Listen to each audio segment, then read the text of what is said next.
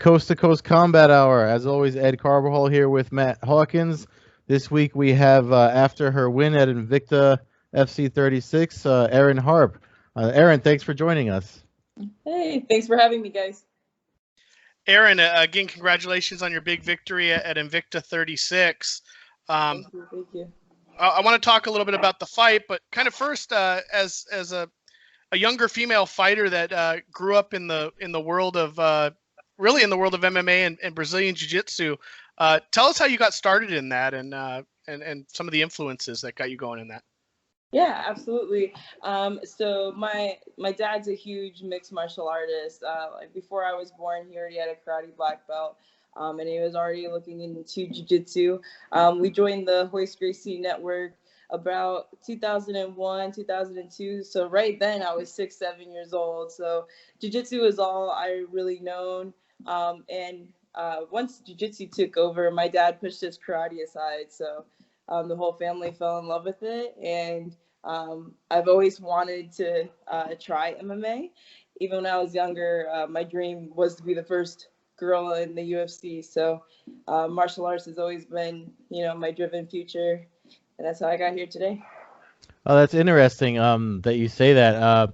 Because one of the questions I had for you was, it's funny what you said about your dad too, because same thing happened to me. I was karate, and then I got into jujitsu too, and I haven't done karate since 2011. But I do jujitsu 3 times a week. But Yeah, jiu-jitsu is the dark side, man. it really is. But one of the things I wanted to ask you is because I noticed when you were walking in, I rewatched your fight yesterday. When you were, so you're a brown belt in Brazilian Jiu-Jitsu. Most people with a like that have as many fights as you do, when they're usually like blue purple coming into professional MMA. Did you purposely wait till you were well versed in Jiu-Jitsu to start fighting, or was it something planned, or did you just the bug bit you later? It wasn't exactly planned. Having like being that high level in jiu-jitsu, I did start MMA. Like my first MMA fight, amateur, I was a purple belt. I just got my purple belt. So since I was already into jiu-jitsu, since I was a young age, like being a young adult, I was already a high level belt. So the timing just matched perfectly for that.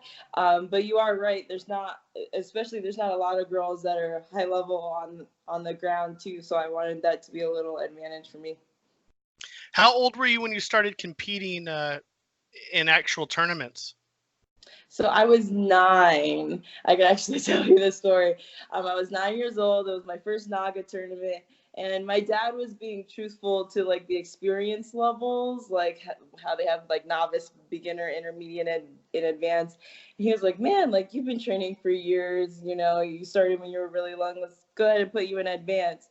And I went against, like at the time they didn't separate teens from kids that much, especially by weight.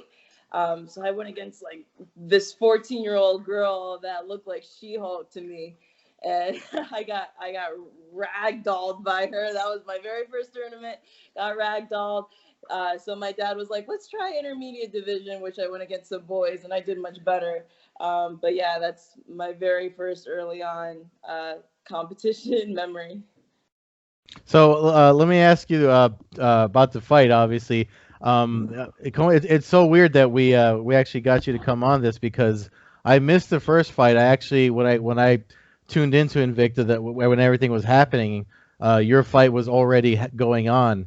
So Oh wow. yeah, it's crazy that. And then afterwards is when Ray had sent us the message to set this up. But after watching the fight, were you at all concerned about the decision, the way it went? I mean, it was pretty back and forth at some point. You rolled back off of one punch. I don't know if you did that just to kind of like weather the storm. At the end of, I forget which, I think it was the second or third round. But I mean, were you concerned at all about the decision when it went to the judges? Um, I knew, like, well, you never know what they're thinking, and I Yeah. hate going to the judges anyway. I was pretty sure I had rounds 1 and 3. So when I heard the second judge like voted on her side, I was like, oh snap, like maybe I'm thinking wrong. Um, but again, they're the professionals. You know, I'm just the fighter, and of course, I'm only seeing one side. I knew round 2 was pretty close, and that punch, like after the bell, of course, my Yeah. jiu-jitsu instincts like kick in, and I do a back roll right onto my feet. Yeah. But yeah, I was pretty sure I had it. But again, you never know, so it's always nerve-wracking. Yeah, I was up at Big Bear Lake, kind of on a family getaway, and I was watching it with some relatives, aunts and uncles and stuff who weren't so familiar with the sport.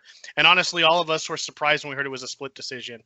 I know the second round was close, but I think it was pretty unanimous in the room of about 10 people that we all thought you had rounds 1 and 3 easily. So, Thanks, man. you know, but it was a good fight. You know, you had Oh yeah, absolutely. You're not in there. This isn't the amateur level. You're fighting for the top female organization in the world. You had 2 amateur fights, and then you had another pro fight in another smaller organization. I've covered some Invicta events when they would come out here to the West Coast, and I was always impressed by the professional level that they had. Shannon Knapp I've never seen anybody say anything bad about her. How was the overall experience fighting in such a classy organization? It's always sorry, my dogs are playing over here. Stop it! About to put them on the podcast.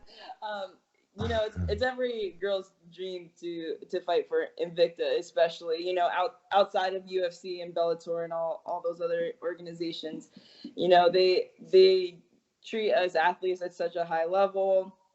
Everything from the media day to the weigh-ins, like the whole process, like they're always checking up on you. Like they have your number like via text, like if they need anything. So I love fighting for Invicta, and meeting Shannon in this last event. Like she was awesome, and you know I can't wait for the next one to show, you know, what more I can do, because I got more to show. Definitely. So that was actually piggybacking off of what Matt said. Did they say already that they want you back for another event? I mean, they're pretty as far as the product is Invicta. Just to like I said, piggyback off of what Matt said. I love every event. There's people that aren't even into MMA that I've watched it with. I mean, Matt knows Jeff, my buddy Jeff, that's in Brooklyn out here. He's my ingenue. When there's MMA events in New York, I get to crash on his couch. But I showed him an event one time, and every time I talk about it, he's like, "You need to bring those over here," because I watch it on Fight Pass, and he doesn't have Fight Pass. He's like, "You need to bring those over here because Invicta events are so awesome." So, did they give you an indication that they want to have you back soon? No news yet on an upcoming fight, but I do have a multi-fight deal with them. So nice. I will definitely, my next fight will definitely be with Invicta for sure. Another thing, usually I like to ask the fighters, especially a couple of the younger ones we've had on, kind of what their family's reaction to them wanting to be a fighter is. And you're the first one where it's been somebody. I mean, Stephen Thompson obviously grew up in that environment, and was watching UFC. His dad was taking him to UFC 3. I think he said when he was like 7 years old or something. But for you, I saw an article where your dad was, I think it was from 2007, and he was commenting. I think it said you were like 12 years old at the time, and he wasn't so much commenting on you, but he was just commenting on the natural progression of women's MMA and how it was just natural that women are tough and competitive, and so why would we essentially not have them competing in the same style of competition as men? Was it just always supportive? Obviously from your dad. Anybody in your family that kind of looked at you sideways when you decided to step into a cage? Yeah, of course. My poor mom. my mom has a really hard time watching me fight. And even when I was competing in jiu-jitsu, when I did the Abu Dhabi Pro, like she flew all the way to Abu Dhabi and was still like looking between her fingers like during my match and stuff, because I'm her baby girl. So, but now she told me after my fight, she's like, I watched the whole thing. I didn't close my eyes, I swear. So I'm getting better at this. But just on her side, especially because she's a nurse, she just hates the, potential risk and injuries that come with MMA. But yeah, my dad, he's always been an advocate of women's MMA, and he's seen my progression into like MMA as well. So he's totally support behind me, but he freaks out too, like during my fight, you know, because he's not wearing the coach hat anymore. He's just wearing the dad hat. So he definitely shows the nerves and everything, you know, pre and post fight. How audible is he? If he goes to your fight live, I mean, is it hard to like differentiate between your coaching corner and your dad yelling in the audience? I know family can be pretty loud. Yeah, he only yells two things, like hands up and breathe. And I think I'm pretty sure her to breathe more than anything. But I'm in tune with my coaches pretty well, and I can stay, you know, focused, and especially in the Invicta where the venue was, it wasn't that loud and there wasn't that many people. So you could hear your coaches pretty well versus like a UFC bout where you're hearing, you know, the whole crowd going on while you're fighting. You mentioned Abu Dhabi. Obviously, I've never been to Abu Dhabi. I know Ed hasn't. Have the opportunities? Have you had the opportunity to travel to other countries? I know basically Hoist Gracie is pretty much your. I mean, I don't know what the word is, Ed. It's not sensei. But you know, he's basically the guy. He's the head guy of our network too. Yeah, exactly. You get your promotions through him, and he seems to be somebody that in other interviews I've heard you where you have tremendous respect for him. Have you had a chance to go to Brazil? Ray had mentioned that you spend a lot of time in San Diego and stuff. Do you get to travel a lot and hit up a lot of different gyms? And what's that experience like if you do? Yeah, absolutely. So growing up, like my mom and dad divorced at a young age, and when my dad remarried, my stepmom is from Brazil, so we got the chance to travel every other year to see like her family and to also train at the Gracie Omaita gyms, like the headquarters where Helio used to teach at, which was super cool. That was from from 13 to 18. I was going to Brazil every other year with my dad and stepmom. So that was an awesome experience in itself. I trained with the Gracie Omaita female team in San Diego with Leticia Ribeiro and Via Mesquita. You know, there's nothing like training with not only girls, but high level girls, you know, and every girl can attest to this, especially if they don't have a lot of females in their gym. So I love going out there. Unfortunately, I couldn't go this year because I was waiting to get a fight announcement. That's why I couldn't go to Worlds this year. But I'm looking forward to seeing them soon for sure. And the only place I've competed out of the country is the Abu Dhabi Pro when I went for blue belt and purple belt. And that was crazy experience in itself. Being able to go completely overseas and compete. And it was the only stage really at the time where they were paying jiu-jitsu athletes, you know, for winning and like placing in the open class and stuff like that. So that's pretty cool. Let me ask you about your obviously you know Ray and you guys just mentioned your connection with Hoist Gracie, how you're under Hoist Gracie. Your interactions with him, like does he know you fight and has he ever given you any tips or something? It's just my interactions with him have been very few, but everyone has been super cool. It's like it's almost like there's like a mysticism about the things he says when he talks to you about things, even just general interactions. So like with you, you know, being under his lineage, how do you what are your interactions like him like, and how does he feel about your fights? Yeah, absolutely. Ray is a super, super nice guy, and he knows the Gracie Tampa network very well. The network down here is under Rob Kahn, who's one of the first 5 black belts from Hoist too. So even when I moved down to Florida, I always wanted to stay in the lineage. And with my fiance's school, I teach the girls and the women there. So we go to a lot of the local tournaments and we compete against Ray's kids sometimes, but it's always super friendly.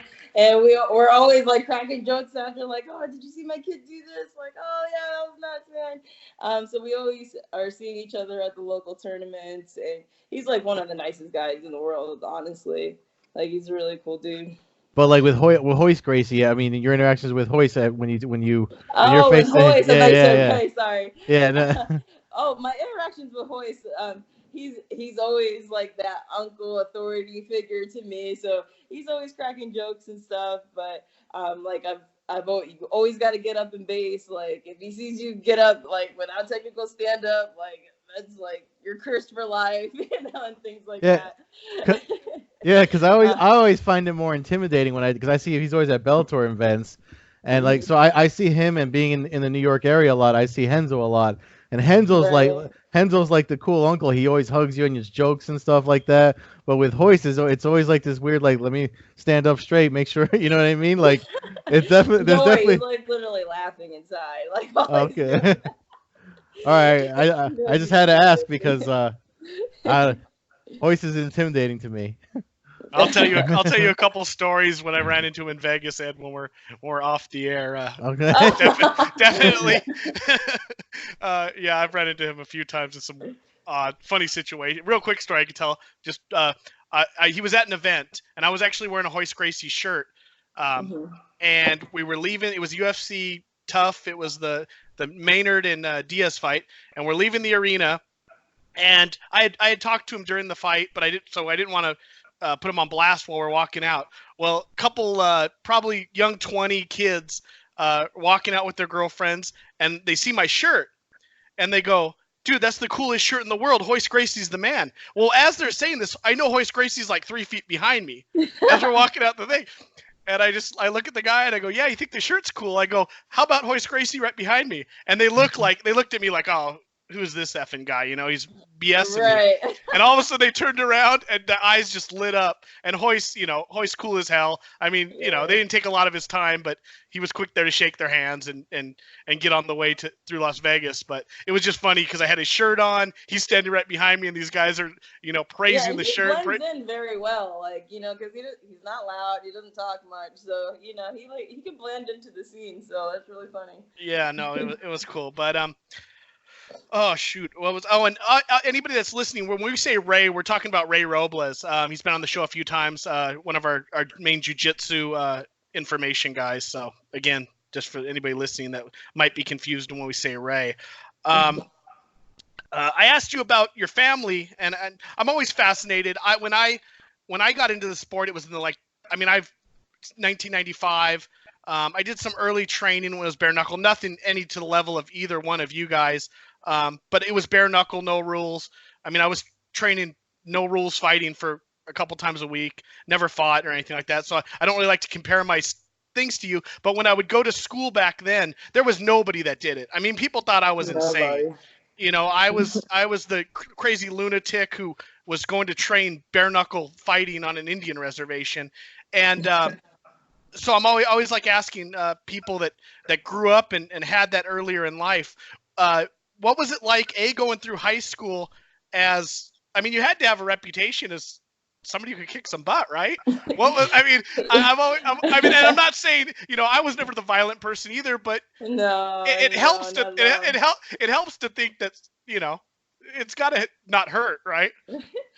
Yeah, I mean, during high school, I tried other sports because my dad was pretty hard on me on jiu-jitsu, and of course I went through that rebellious stage, like, oh, my dad wants me to do this every day, so let me try something else.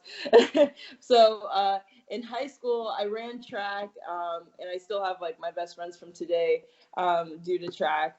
And with high school, though, there's still girls that would talk smack like behind my back and things like that. But no one ever like tried to start a fight with me or start an altercation. And I've always, especially doing jiu-jitsu, you learn like how to just be defensive and not like, initiating an altercation or anything. Mm-hmm. Yeah. So, and when I started MMA, I'm like, yeah, this is pretty much my first time fighting, and people are surprised, like, you never got into a fight or anything? I'm like, no, I've never really had to like put myself in that situation, like to have to fight someone like in high school or anything. So yeah, other than girls just having a lot of bark, it really didn't bother me. That's funny. Yeah, I mean, I would imagine they if they have a lot of bark, it goes quiet once they find out your background and stuff. Yeah, and everyone thought it was karate still, like because they would see me in my gi and stuff. They're like, "Yeah, that's a karate chick," and I'm like, "No, it's jujitsu." But okay, whatever you say. That's funny. So with the sport the way that it's grown now, and obviously you've grown up in it and the environment you've been around, is there any are there any fighters that you admire or someone's game that you like, or any champions out there that you kind of want to pick their brain? Any fighters out there and like in your division or any other promotion? Yeah, absolutely. Growing up, I loved BJ Penn, just like ultimate jiu-jitsu guy. And I loved Matt Serra and George St. Pierre as well. But right now, I'd love to pick, like, especially in my division, Amanda Nunes' brain, man. She's so powerful, but there's like secret technique behind that. So I'd love to pick her brain. And also, I would love to pick Damian Maya's brain. He's so nonstop with his takedowns in jiu-jitsu, and he's able to put that MMA aggression behind it. Because again, with jiu-jitsu, like even with my fight, you saw like you could see where I was in jiu-jitsu mode a little bit, versus going into straight MMA like with ground and pound and stuff. So I'd love to pick his brain as far as like those transitions and stuff. When you a little bit ago, when you talked about training in San Diego, you mentioned Bia Mesquita, and I covered the Eddie Bravo Invitational out here that she won. Is that something that obviously their events are kind of few and far between, and they mix the men and the women, so there's might not a lot of opportunities. Is that something you would be interested in competing in a submission only tournament? Yeah, I would love to compete in a submission only combat jiu-jitsu tournament. Absolutely, especially if it doesn't like fall or construed with any future fights. I'm totally down. I'm still down to compete outside of fighting and everything, and I haven't done that rule set yet. So I would love to get a taste of it. I think it would complement MMA well. I actually just spoke with Vinicius de Jesus, who's fighting on Sunday at the Combat Jiu-Jitsu Worlds. Yeah, with Diego Sanchez. Yeah. And Agar, yeah.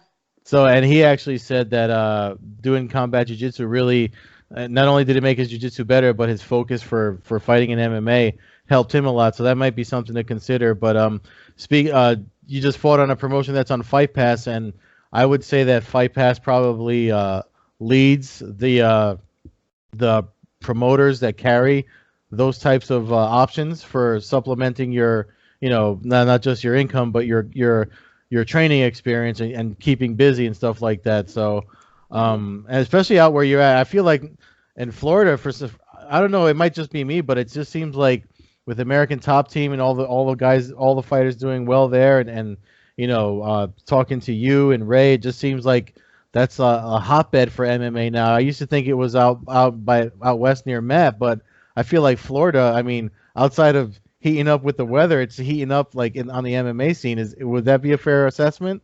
Yes, absolutely. And not just ATT, and not for me to be biased either, but Tampa as well. Before this past Contender, we had 2 weekends in a row where we had my teammate and another Tampa native get UFC contracts at the Contender. Our team is growing. ATT has always been flourished, so I could definitely agree that Florida is definitely a new hotspot for MMA. Even in Orlando too, you got Mike Perry and all those guys over there. They have Rodolfo Vera. This state's getting big. It is picking up, Ed. Bad mouth in Southern California. We got the new team one on Friday night. It's always been hot though. We got UFC 241 on Saturday, and we got Combat Jiu-Jitsu on Sunday, all within like 15 minutes of each other down here. So we're doing okay. But did you see the news? Speaking of Tampa and women's MMA, did you see the news that the UFC event got moved there? The headline, Joanna Jędrzejczyk and Michelle Watterson. So yes, safe to assume you're going to make it to that. Yeah, there you go. I'm definitely going to watch. They have a few girls on that card too, like Mackenzie Dern's fighting, I think too. So they have a lot of big bouts on that card. So I'm definitely not missing that. do you make? Are you a huge fan of the sport? I mean, do you watch it on your downtime? I know you mentioned some of the people you like to pick their brain. Do you make it out to events when you get a chance, or do you like to do other stuff? Who have we talked? Fernando Gonzalez. Some of those guys like to do the beach. They don't necessarily sit around watching fights, but other guys like Stephen Thompson, like to sit and watch fights on the weekends. What is your schedule like when there's fights on, or what stuff do you like to do away from the cage? Yeah, absolutely. I definitely watch fights. I'm a huge MMA fan. It's been embedded in me since I was a little tater tot. So I'm always watching fights on the weekends.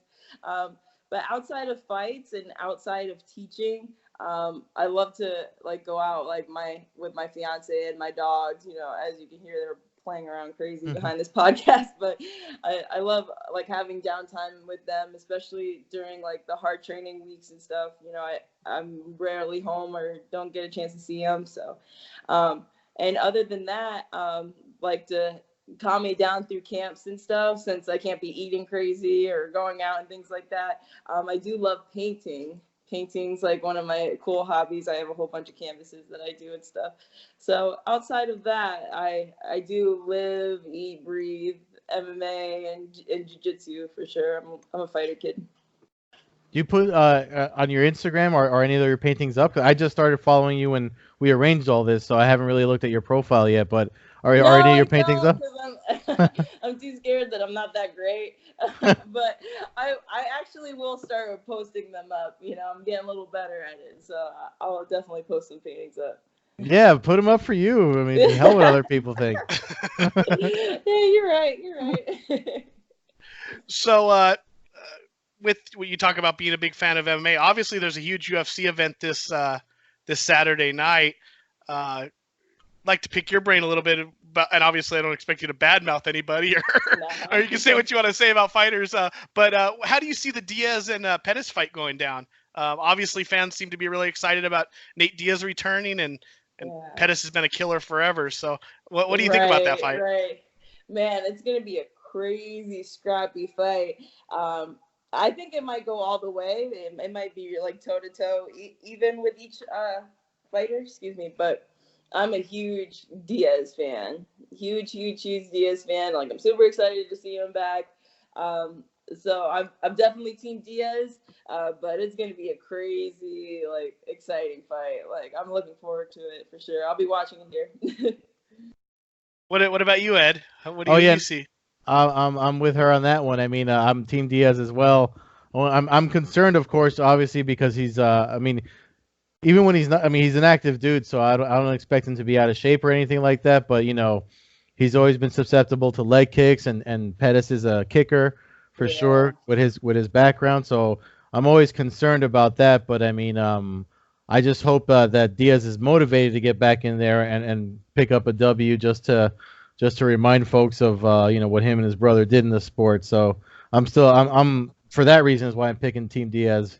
But I'd be lying if I didn't say I was not concerned. Right. Yeah, I think if it was a 5-round fight, I would lean more towards Diaz, just because his cardio has always been superior. Pretty much everybody's ever fought, and he always comes on later in fights. In a 3-round fight, I tend to want to lean towards the more active fighter, which is obviously Pettis in this situation. But I am curious to see how Pettis does at his second fight at 170. He didn't look outstanding up until the knockout of Wonder Boy in Tennessee last March. But I'm curious to see how he is at the bigger weight, and if that ever catches up to him, whether it's this fight or down the line. But outstanding fight, and I mentioned on the podcast, I go to a ton of UFC events. This will be my 53rd live UFC event, and I don't think I've ever seen one other than some of the McGregor Vegas fights or New York fights that sold out this quick. There's literally, I looked yesterday, and there's one ticket available at face value in the whole arena. And it was sold within 80 tickets, remaining about a week into the sales. So wow. I think that a lot of it has to do with Diaz, and I'm a little hesitant even talking about it on a Tuesday because Ed will tell you I'm kind of the mush of the canceled fights where Matt is the black cloud that yeah. Matt is the black cloud that follows MMA events. Oh no. Yeah, I could put a Pride Shockwave event together of all the events fights that have been canceled that I bought tickets for. But I think that'll be a good one. I was at the first Miocic Cormier fight. Oh, nice. Can't remember the name of the number. 226, I believe.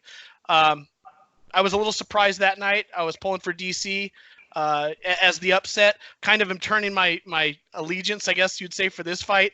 I'm always for like stirring up the weight classes and kind of making for different matchups. And although I would like to see Ngannou and Cormier fight, I think I'm leaning towards Miocic in this one. I think he's going to use his distance. I think he's going to smart a little fighter, maybe not get caught in a firefight like he was in the very first fight. I really have never doubted Cormier, but I gotta believe at some point his height's going to play some kind of detriment in these heavyweight fights. I think he's 14 or 15-0 at heavyweight now, which obviously is dominant and one of the greatest heavyweights of all time. I just feel like that it's got to catch up, and nobody beats Father Time, and eventually it catches up to you. And I feel like maybe he's looking a little bit too much into John Jones. I don't know how much he was looking into Lesnar, so maybe mentally he's kind of pushed Miocic out of his sights a little bit. So I'm leaning towards Miocic in probably a decision until somebody puts Cormier away. Other than picogram John Jones, it's hard for me to it's hard for me to go against him. So I'm gonna go with Miocic by decision. Erin, how do you see that fight? Man, like you're definitely right on Father Time with DC. DC is just an animal, man. Like he can pick anybody up and flip them over. I definitely think DC will still have a little bit of edge, but I think it'll go all the way. I think it'll go all the way to decision. Ed, what do you say? Well, I mean, this one's it really is because of the whole Father Time being undefeated thing. It's a coin toss for me just because I know DC's smart and he can't head her. He had an awesome plan the first time they fought. He baited Miocic to go for underhooks, and then he countered punched off of when Miocic reached at him. So and that's how he was able to land so much and do so much damage and win the way that he did. I don't think he's going to fall for that again. Miocic has not done anything but focus on this rematch, and now that he got it, I feel like he's probably going to do something different, and he's probably going to bring something different to the table. What, I don't know, but whatever it is, with everything, I mean, Cormier's had knee issues, and he's been out for surgeries and stuff too, and it is probably going to be his last fight. For that reason, I think Cormier, of course, could pull off a win because he'll probably give it all. I mean, the man's an Olympian. That's a different breed of athlete altogether. But I don't know, man. It's hard for me to say. I don't want to pick against DC. I'll say that. I got you. No, that makes sense. I kind of feel that way too. I just, like I said, I'm always for stirring the divisions up a little bit. But my FanDuel, I pick all underdogs when I make my FanDuel bets. But so and perhaps it's selfish, but I love watching Cormier fight, and I honestly think if he loses, there's probably a better chance he comes back and fights again. But that's from a selfish point. I don't see him, especially where his whole career he's kind of lived off being the second place guy, and I know that's how he up until the point where he became the UFC champ and then eventual double champ. That was something that kind of haunted him. So I don't see him ending his career on a loss. Yeah, for sure. I don't see that.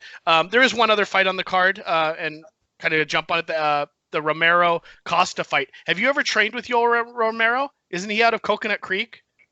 No, I haven't trained with anyone in ATT for a long time, actually. Our camp went down there, I think it was maybe 6 years ago, to cross-train and spar with them for a day, which was an awesome experience. But yeah, I haven't met Yoel before or anything like that, and haven't been to ATT in some time. So Yoel Romero, two-time title contender. Came up short against Whitaker twice. Actually beat Luke Rockholt in an interim title fight, but unfortunately missed weight against Paulo Costa, who's undefeated. It's really a battle of like two guys you would think you would have saw in like 1980s WWF. I mean, it's like two barbarian-looking dudes, right? Locking themselves in the cage. I feel like Romero is the skilled veteran, of the two. Obviously he is, but again, Father Time, I think he's 42 now, somewhere in that neighborhood, maybe even 43. I mean, he's definitely creeping up there. And Costa had a little issue with Uriah Hall, also at the UFC 226 event, but his power gets him through a lot of things. Do you have any take on that fight, Ed? I know that with the other top two fights, this one's kind of slipping under the radar. Have you done any kind of research on it? Not really. I mean, it's a fight that's been pushed back a lot. Obviously, Yoel was on that Exatlon, the Univision show that Valerie Lareda is going to be on now. So like things have happened when they wanted to fight before. So it's finally happening. The only thing I could say is if Romero's been known to gas if the fight goes on a little, to the later rounds. I mean, I know it's only a 3-rounder, but so I would say if he doesn't pull off his one of his explosive finishes by the second round, then Costa probably has a chance of outworking him. But that's another 50-50. I'm leaning Costa on that one just because I feel like Romero, like you said, he might be out of it, but he's a house too, by the way, Erin. You said you've never seen him, but he was walking around. Trust me, I know I won't miss him. No, he was in the Hulu Theater for one of the New York events, and I was sitting way back. Where the stage is in the Hulu Theaters. Is usually where they sit media, and I was watching, and everyone was saying that's Yoel Romero, and all I saw was a shoulder and a hat, shoulders and a hat, but it was like a huge, like it was almost like a cartoon of a man walking in this crowd, but like everyone looked like Specs, and you saw Yoel Romero. He's a huge dude, but I don't know. How do you think the fight's gonna go? Oh man, there's definitely gonna be bombs in that fight, and like outside of like the controversy with like Yoel's like testing and stuff, he's a totally different breed of like human too. So but I do agree that he's known to not have a huge gas tank. So if it definitely goes to the further rounds, Costa might grab it. But if Yoel can land, like a good solid punch knockout, he can definitely take it. Yeah, no, I think it's gonna be fun. I think it's gonna be. I think both guys could end up gassed because I have a feeling that I don't think they like each other right off the bat, and so they might be emotional. I think we could see an emotional testosterone jump right out the gate by both of them, where they both come out swinging big. So it's a great card. Top 3 fights are great. Asuncao, Sandhagen, a bunch of other guys. Derek Brunson's on the card, so should be really fun. That's on Saturday night, August 17th. UFC pay-per-view through we always talk about Ed's favorite thing, ESPN Plus. Because you're going to be at that one, right, Matt? Yes, yeah, I got tickets for that. Yeah, so that's right. Awesome. Hey, Erin, really quick, I want to throw some good vibes your way. This is a huge what if, but imagine if when because you're now you're in the UFC's Rolodex technically with the Invicta, if something happens when they go down your way, and they need somebody to fill a 135, they need some and they flip through and see, hey, she's fought in Invicta. You take the call, you jump right in, no matter what, or what? You always gotta treat every opportunity like it's your last, man. And like I'm always game for everything, so I definitely take the call.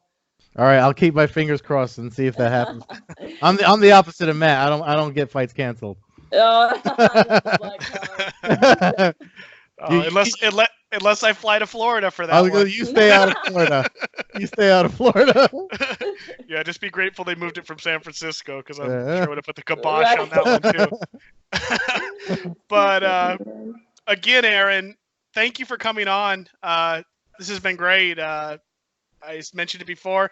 First female mixed martial arts fighter that we've had as a guest. So that's awesome. And honestly, I can say probably one of the coolest conversations we've had. Just you willing to talk about you coming up, and then obviously your knowledge of the fight game has been cool. And Thanks, we'd guys. be happy to have. Yeah, we'd be happy to have you back to promote anything down the line. Obviously, we'll probably be reaching out when we see any fights get announced. But feel free to hit either one of us up if you have anything you want to promote. If you have any friends who want to come on, anything like that, we're open. And any friend of Ray is a friend of us and a friend of the show. So, awesome, guys! Thank you for having me. It was an awesome time. Do you want to throw out your Twitter handle, Instagram, any sponsors while you're on? Yeah, absolutely. My Instagram is Erin.Harpe, Harpe. Pretty simple. Don't have a crazy Instagram name.